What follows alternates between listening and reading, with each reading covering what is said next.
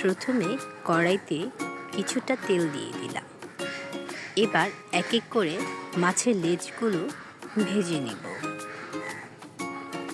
মাছের লেজ খেতে আমার একেবারেই ভালো লাগে না, তাই মাছের লেজগুলো দিয়ে আমি ভর্তা বানিয়ে ফেলি।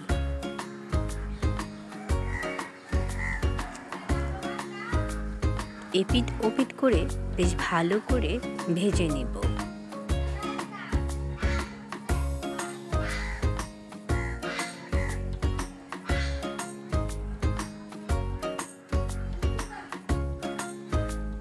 মাছগুলো ভাজা হয়ে গেছে।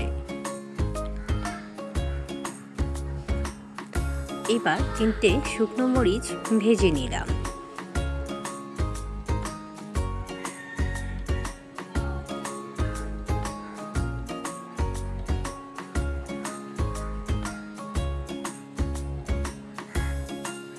লবণ দিয়ে শুকনো মরিচগুলো বেশ ভালো করে গুঁড়া করে নিচ্ছি।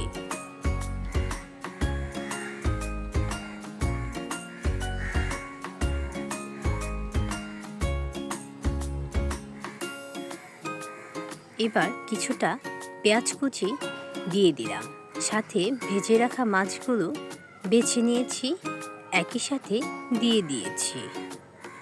দিয়ে দিলাম সরিষার তেল, বেশ ভালো করে মেখে নেব। তেলটা অল্প অল্প করে মিশিয়ে নিলে ভালো হয়, তাই আমি একটু একটু করে তেল দিচ্ছি আর মিশিয়ে নিচ্ছি। কেমন হয়েছে বন্ধুরা, সবাই জানাবেন। আল্লাহ হাফেজ।